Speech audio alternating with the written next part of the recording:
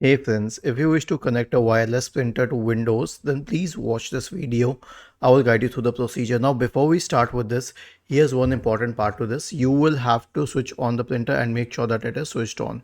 Now, once this part is done, right click on the start button and select settings from the menu.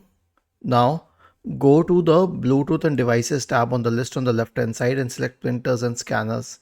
You can click on add device. It will show the devices here.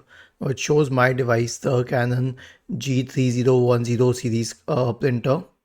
Okay, and then click on add device. It will start connecting, and that's it. That's all it needs to connect. But it will need a while because the printer connection and everything needs to connect accordingly. Now, once this is connected, how do you print a page? Click on file, select print. I mean, this is for Word, but it is similar for all other, what do you say, all other applications. Select the printer from here and select print, and that's it. It will start printing the page. Was this helpful?